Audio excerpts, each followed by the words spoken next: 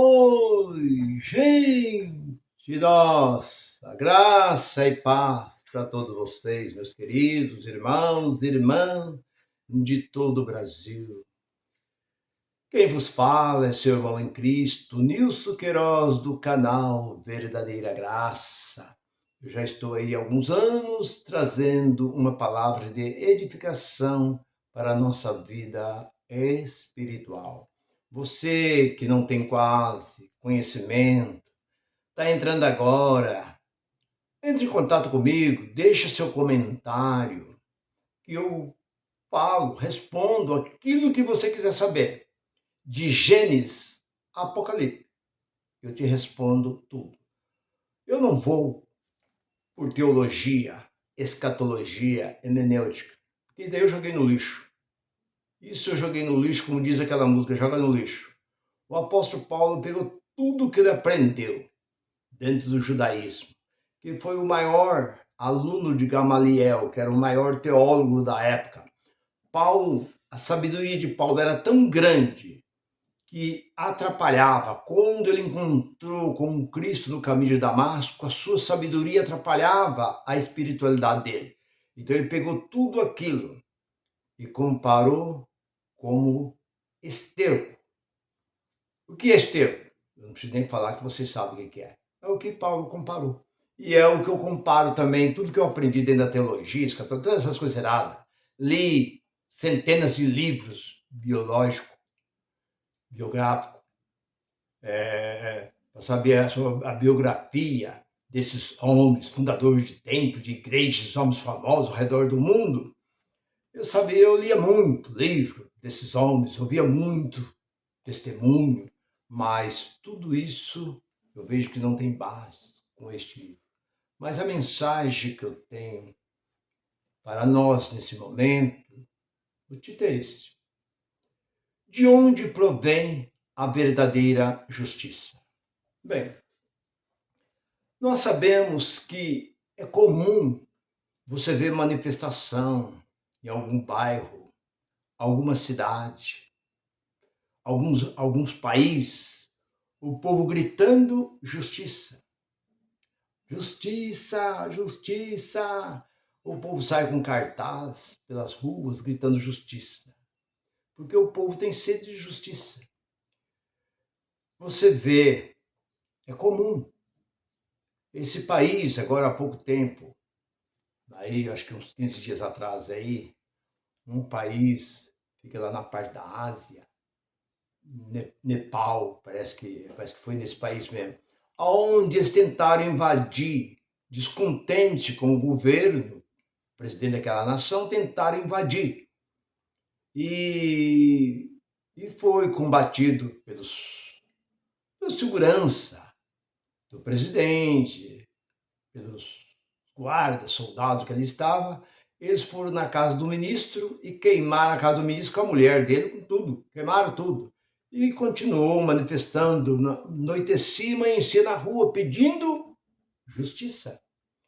Então, parece que o presidente fugiu, renunciou e tal. Então, o que nós vemos hoje é justiça, é o que eu vi.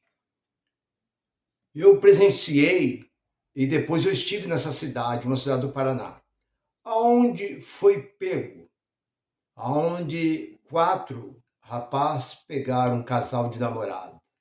Mataram o namorado, estruparam a moça, atiraram nela, queimaram ela de cigarro, deram vários tiros nela e ela fingiu de morta.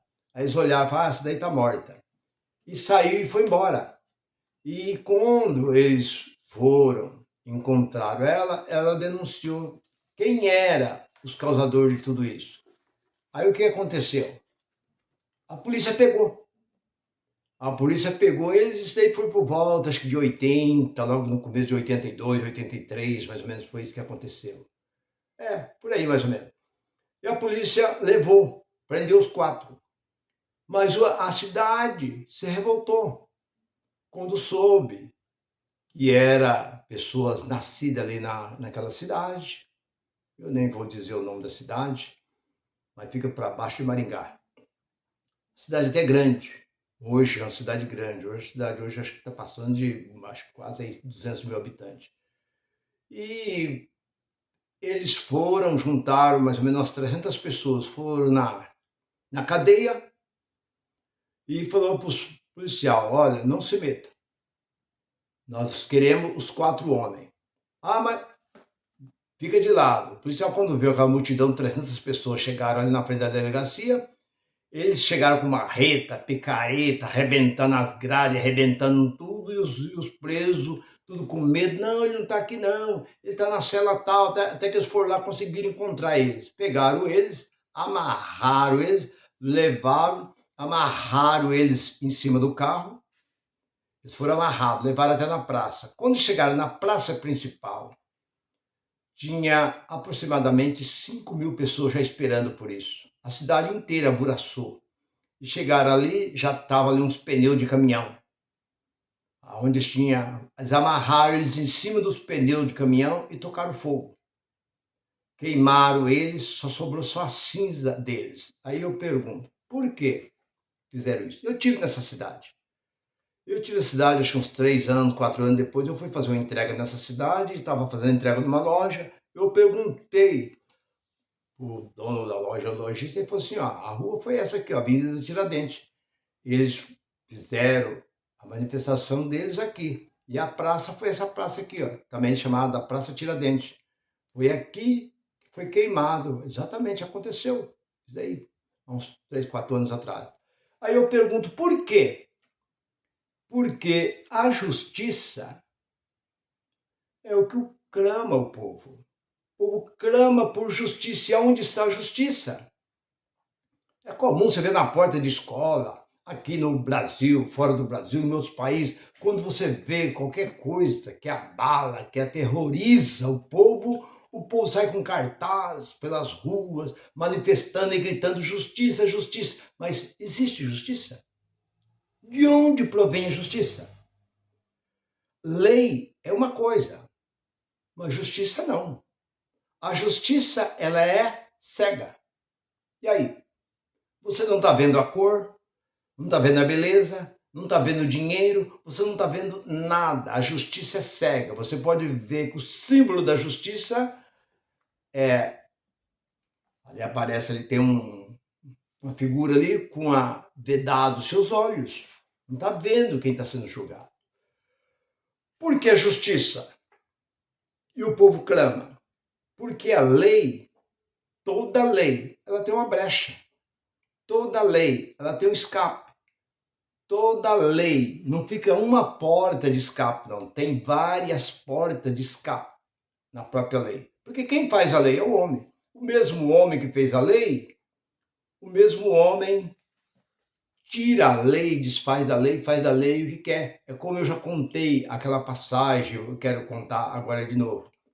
Um certo pastor colocou lá na frente do que chama de gabinete pastoral. Eu já falei isso em outra mensagem, mas talvez você não me ouviu, eu repito de novo. E colocou um cartaz lá: depois das 7 horas não atendo ninguém no meu gabinete. E chegou uma certa irmã e ficava um diácono bem próximo ali, para não deixar ninguém aproximar. E lá dentro do gabinete ficava o folgadão lá dentro. Folgado. O que ele estava fazendo lá dentro? Nada. Nada. Ou você acha que ele estava lá de joelho orando, intercedendo, lendo? Não. Ele estava olhando as fichas, os fichários. Quem deu, quem não deu, quem dizimou, quem não dizimou, quem ofertou. É isso aí que eles ficam olhando. Quando você vê pastor dentro de gabinete, ele não está fazendo outra coisa, senão correndo as fichas, os fichários, para ver quem é contribuinte e quem não é. Não é nada mais. Esse é o trabalho que eles fazem. Eu fui pastor por 40 anos, eu sei do que estou falando. E acontece que chegou uma irmã, bateu na porta. Já falou assim: irmã, a irmã não está vendo aí o papel aí escrito aí, que o pastor não atende? Aí, depois das 7 horas não atende. Não, mas eu precisava falar com o pastor. Mas, irmã, não adianta, irmã, eu estou aqui para isso. Não é para incomodar o pastor não pode atender. Não, mas eu preciso falar com ele sem falta, tem que ser agora. Não, a irmã não vai falar. E o pastor lá dentro escutou. O pastor abriu a porta. Entra, irmã. E fechou a porta. O diácono virou uma arara do lado de fora. ficou bravo. Porque esse pastor, por quê, por quê, por quê? A irmã conversou com o pastor, papá. Quando o pastor abriu a porta, o diácono entrou bravo. Ei, pastor, que papelão o senhor me faz? De jeito o senhor me rebenta, o senhor me quebra as pernas. Agora o senhor coloca um cartaz aí na porta do seu gabinete, me põe aqui para não deixar ninguém entrar. Agora o senhor recebe essa irmã? Ele falou assim, espera um pouco. Quem é que criou essa lei? Foi o senhor. Aí ele saiu para o lado de fora do gabinete dele e falou, esse cartaz aí, quem foi que fez? Foi o senhor. Foi então, a partir de agora ele rasgou o cartaz, arrancou, rasgou e sapateou em cima. Foi a partir de agora eu coloquei essa lei e eu acabo com ela. Pronto. Tá bom assim, irmão? Não é eu que fiz? Foi o senhor que fez, então eu acabo com ela. Pronto, tá bom. A partir de agora, qualquer um, qualquer hora, pode chegar e entrar no meu gabinete e está livre. Pronto, pronto. Como é que tá?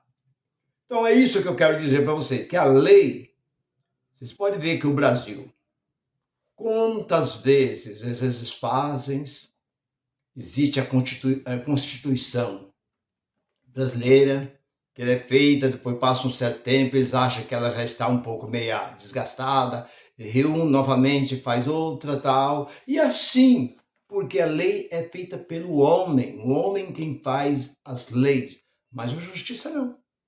A justiça provém de onde? A justiça provém da... Não, esse livro aqui está cheio de injustiça. Irmão Nilson, esse livro está cheio de injustiça. Existe dentro desse livro aqui, ó. Tanta injustiça que existe dentro desse livro. Desde Adão. Começa lá em Adão. E você vai vendo passar por Moisés, que é mais justiça do que foi as leis de Moisés, 613 mandamentos. Mas por quê? Porque foi feito por homem. Quem fez esse livro aqui não foi anjo. Não foi nenhum ser espiritual. Foi homem como eu, como você. São homens machistas. Homens que pisavam em cima dos fracos. Homens que tinham um poder porque era um sacerdote. Porque era um rei. Porque era alguma coisa. Ele pisava por cima, como você vê Davi. O que fez Davi, o que fez Salomão. O que fez Saul. O que fez esses homens poderosos, aqueles sacerdotes poderosos, eles podiam, eles tinham autoridade, poder, profeta. Aqueles profetas que temiam, quando eles chegavam na cidade, o povo temia de medo, porque o profeta tinha poder de abençoar e de amaldiçoar. E foi eles quem escreveram esses escritos. Então, tanta injustiça existe aqui dentro. A coisa só começou a funcionar depois de Jesus. Quando Jesus veio, ele começou a bater de frente contra as injustiças que existia no tempo de Moisés. Porque era olho por olho e dente por dente. Por causa de nada, coisa mínima, morria o dono da casa, a esposa e os filhos e até os animais. A casa era queimada. A sua tenda era queimada, os seus animais, galinha, peru, pato, cabrito, ovelha, boi, era tudo queimado, destruía, matava a família inteira por causa de um erro de um homem. O que é isso? É justiça ou é injustiça? Então isso está na lei. Acã, é Acã mesmo, lá em Moisés, que pegou, parece que 600 gramas de ouro, e parece que 1 quilo e pouco de prata, enterrou na sua tenda. Quando descobriram, não foi só ele que pagou por isso, não. Mataram ele, mataram as famílias dele inteira, queimaram a tenda dele, mataram os animais dele, mataram tudo que ele tinha, acabou com tudo. Por quê? Isso é justiça ou é injustiça? Está dentro desse livro. Você começa a ver tanta injustiça feita por esses homens. No caso de Davi, com o poder que tinha Davi. Davi não pega, não toma Betseba do seu marido. Ele tinha poder. Toma ela, engravida ela e manda matar o seu marido. Isso é justiça ou injustiça? Aí você olha para o rei Acabe. O rei Acabe ele interessa pela vinha. Está lá em Reis. Pega o livro de Reis, você vai aonde Nabote interessou pela vinha. A vinha quer dizer um sítio de Nabote, que os pais tinham deixado para ele. Era um sítio plano, um sítio bonito, tinha aguada e tal, tal. O rei se interessou, o rei ficou aborrecido quando ele quis comprar e o proprietário Nabote disse que não vendia. E Jezabel disse assim: você não é rei? Você tem que se valer do poder que você tem. Deixa comigo. Ela escreveu uma carta aos habitantes de Nabote, dizendo que Nabote tinha blasfemado contra Deus e ele tinha que ser morto. Eles foram lá, pegaram Nabote e apedrejaram, mataram Nabote. E o rei Acabe apoderou da vinha de Nabote. Isso é justiça ou injustiça? É o poder. O homem não pode ter poder nas mãos. Quando o homem tem poder, acontece isso. Então você vê tanta injustiça que acontecia só porque um homem estava catando graveto. Era um dia de sábado. O homem estava catando alguns gravetos para poder colocar na sua tenda. Eles foram lá, pegaram aquele homem e mataram aquele homem. Apedrejaram e mataram o homem. Coisa simples, simples, simples.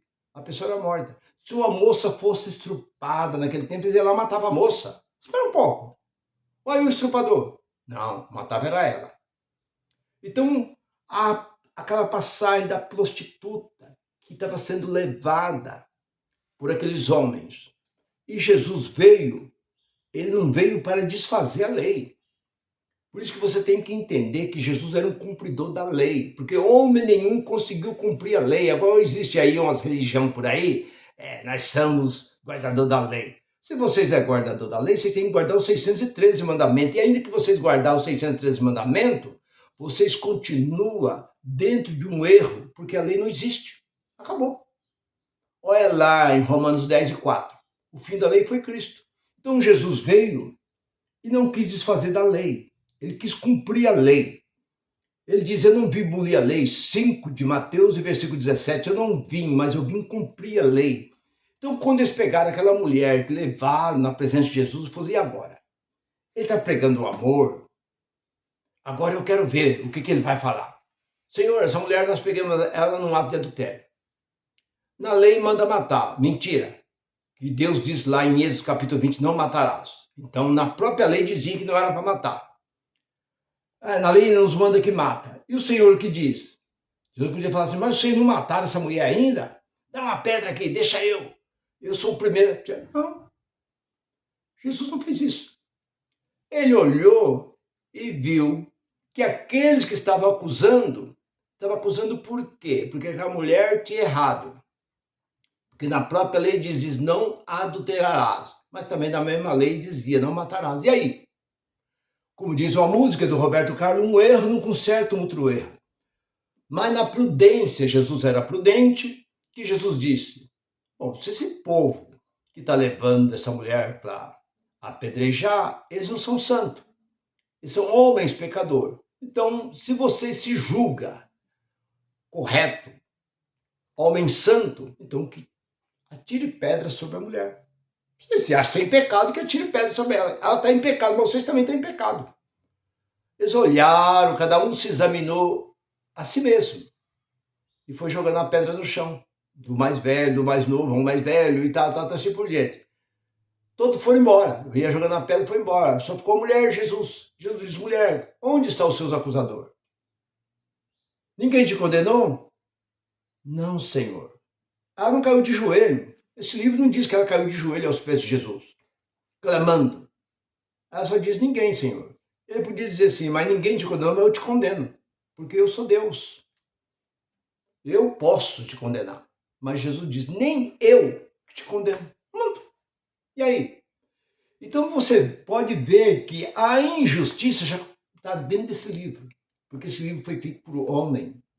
E a justiça não existe. A injustiça permanece até o dia de hoje. Não existe justiça, existe lei.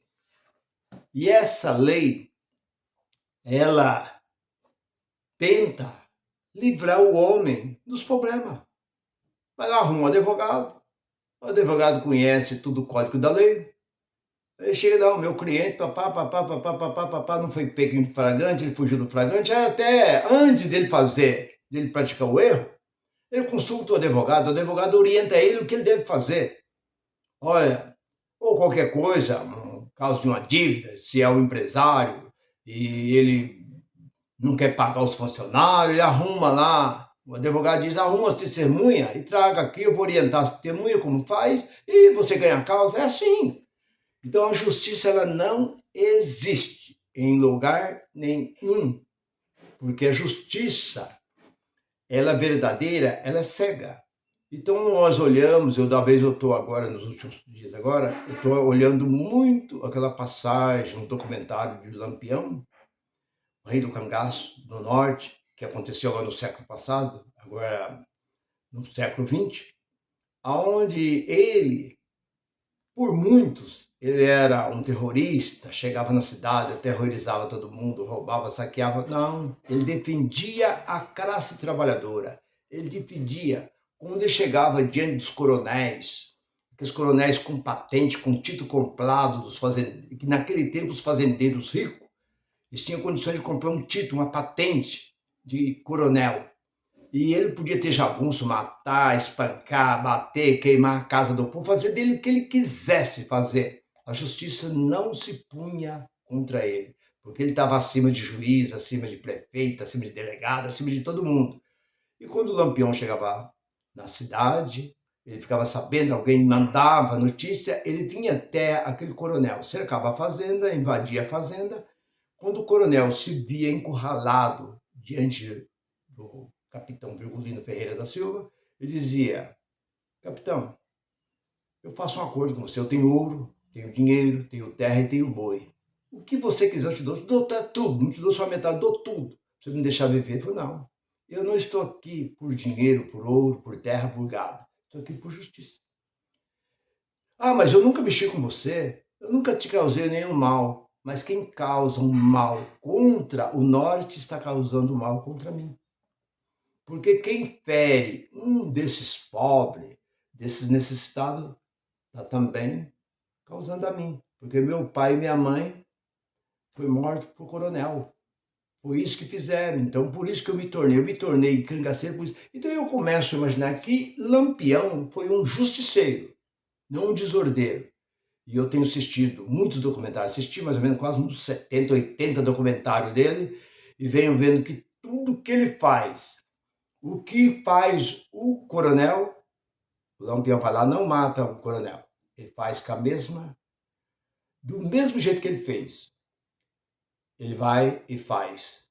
Ele furou os olhos, queimou os olhos de um rapaz, o Lampião foi lá, pegou ele, amarrou e queimou os 2 olhos dele. Fez a mesma coisa, ele ficou cego. Teve um que ele quebrou as pernas de um coitado. Na cidade, o Lampião foi lá e quebrou as 2 pernas deles também. Então, tudo que ele fazia, o Lampião ia lá e fazia a mesma coisa. Você vai pagar com a mesma moeda. É justiça. Eu quero justiça. Eu não vim aqui para matar, vim para fazer justiça. Então, por isso que me veio na minha mente esse termo da mensagem. Onde está a justiça? De onde ela procede? Ela não existe. A justiça, ela nunca existiu. Ela não existe. Mas a verdadeira justiça, ela vem de Deus. Mas que justiça que procede de Deus? Se você olha para Deus, você não pode dizer que Deus faz justiça perfeita. Porque se você olha para Deus, você vê que Deus tirou aquele povo do Egito com qual? Qual é a intenção de Deus? De levar aquele povo à terra prometida, não era? Mas Deus destruiu. Quase todo aquele povo foi destruído no deserto. Aí você fala, mas então não se compara a Deus, porque ele diz, os meus caminhos, 55 de Isaías, versículo 8, os meus caminhos não são os vossos caminhos, meus pensamentos não são os vossos pensamentos. Então eu estou falando de justiça aqui da terra, não estou falando da justiça de Deus, porque Deus, ele age da forma que ele quer, como diz 9 e 16 de Romano, não é de quem quer, e nem de quem corre, é de quem eu quero. No versículo 15, eu compadeço de quem eu quero compadecer, tenho misericórdia de quem eu quero ter misericórdia. Então, assim age Deus. Mas a justiça, ela nunca existiu aqui na Terra, desde o princípio, porque Deus está lá. Deus, ele age de uma forma. Então, por isso que muitas vezes eu falo assim, o próprio Lampião. Então, você pode discordar.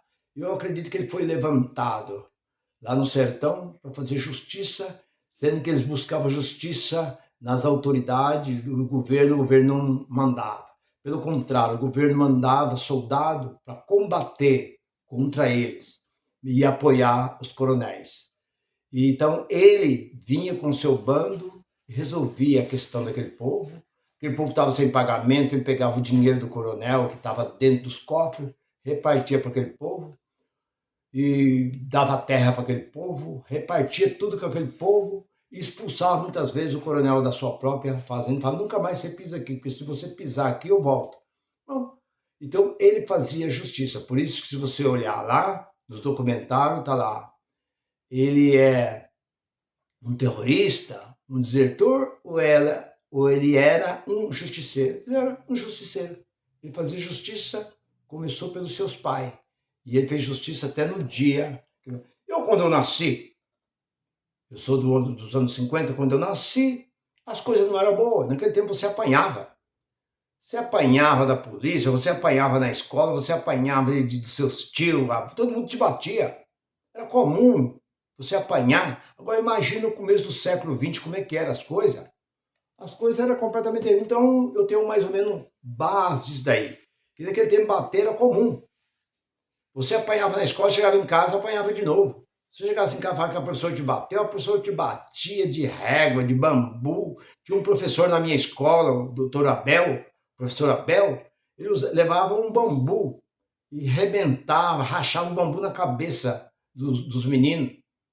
E tirava a cinta, batia de cinta dentro da escola, fazia ajoelhar em cima de grão de milho, grão de feijão. Chegava em casa, tornava a apanhar de novo, era assim. Era assim que acontecia. Eu pergunto, isso é justiça? Isso é injustiça.